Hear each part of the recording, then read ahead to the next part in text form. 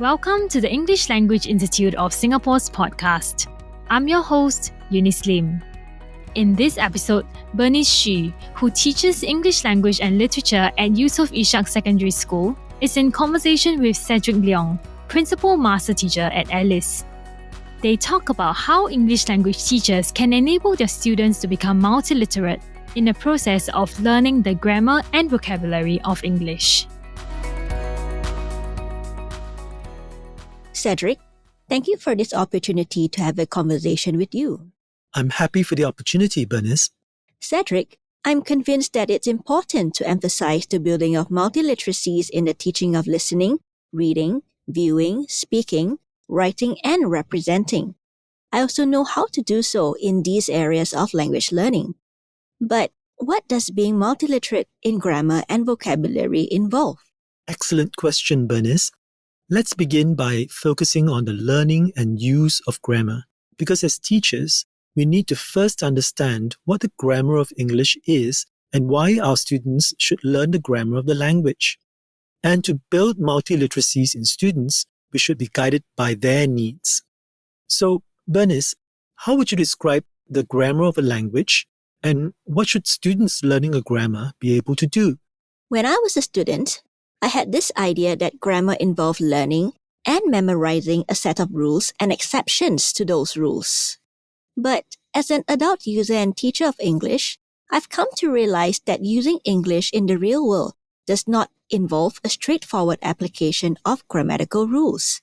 For example, using the past tense to tell an interesting story or to recount an experience does not always work, or may not be the most effective way to communicate my intentions. I found that using the simple present tense helps to make my story or recount come alive for my listeners. So I've learned that I need to be sensitive to what choices I make in using my knowledge of grammar to achieve what I want in different situations and contexts. And do you often ask yourself, which exceptions should I apply in which contexts? Exactly, Cedric. And that's a question I need to answer myself as a user of the language. I find asking such a question so liberating. I'm discovering what the English language offers me when my focus is not merely on keeping to grammatical rules. It's indeed liberating for us and our students to understand that the grammar of English does not constrain them, but offers them choices as they use it to express and shape their ideas and intended messages. It's this enlightened understanding that is the basis for building multiliteracies in the English language classroom.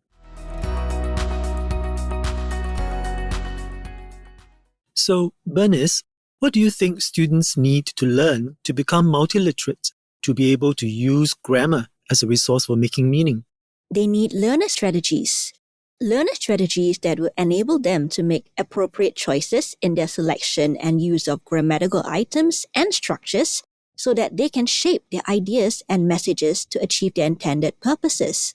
An example of such a learner strategy from the EL Syllabus 2020 is this: to recognize and use the dominant language features to achieve the intended purposes of various texts.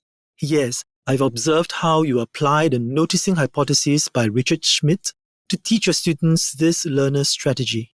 Can you explain what you do and why you do it? Well, first, I facilitate my students' noticing of the dominant language features in texts by offering them different sample texts to compare and contrast. For example, the features of formal and informal language use. This allows my students to recognize and use the language features appropriately to create their own texts. And to enable your students to do so, I've observed that you scaffold their understanding about PACC. That's right. PACC, of course, refers to the considerations of purpose, audience, context, and culture for determining appropriate language use. In the example I've given, my students began to uncover for themselves PACC as the considerations for deciding whether it's more appropriate to use formal or informal language features in the text they are creating. In the same way, students can learn to use the considerations of PACC to determine what language features to use in spoken or multimodal contexts. For example, students learn that we tend to use shorter sentences in spoken contexts than in writing. so that our audience can understand us in real time. For similar reasons, we would expect a web page that explains how to get to a location, to present the information in point form, and to use infographics to support the explanation. So that's purpose, audience, and context at play.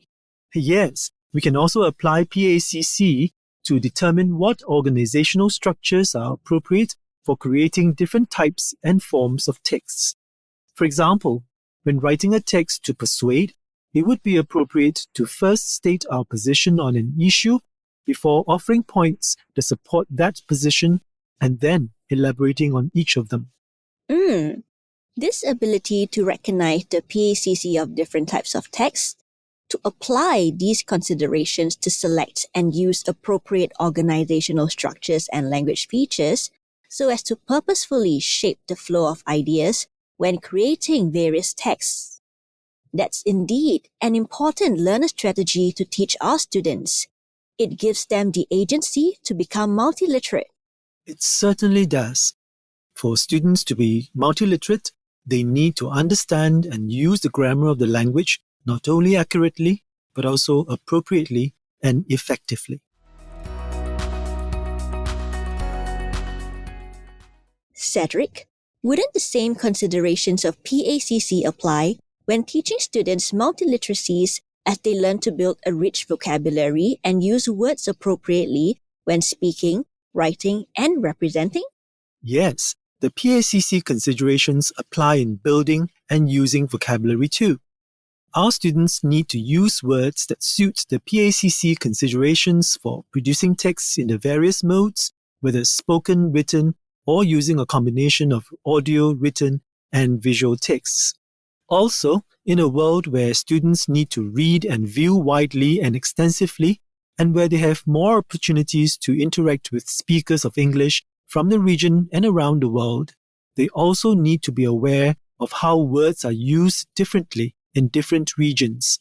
Even with fixed expressions such as phrasal verbs, idioms, similes, metaphors, students need to use these expressions appropriately, don't they?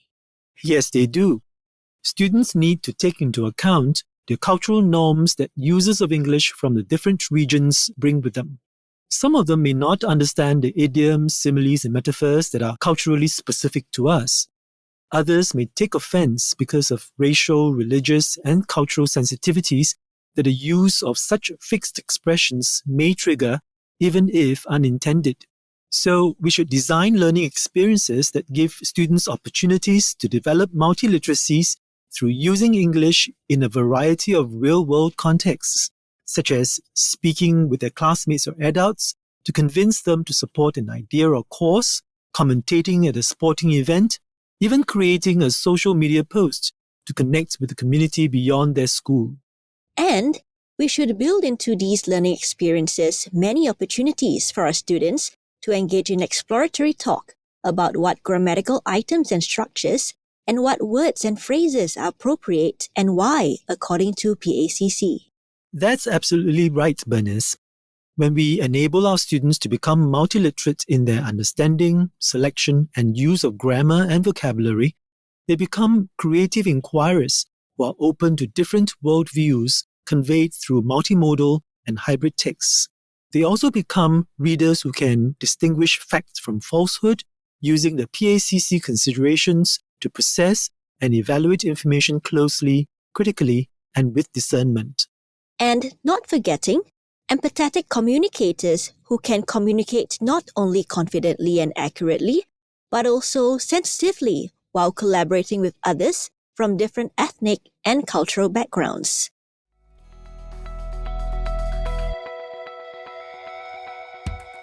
Cedric, I'm so glad to have spoken with you about multiliteracies, on why it's important for student learning, and how multiliteracies can be enacted in our English language classrooms in Singapore.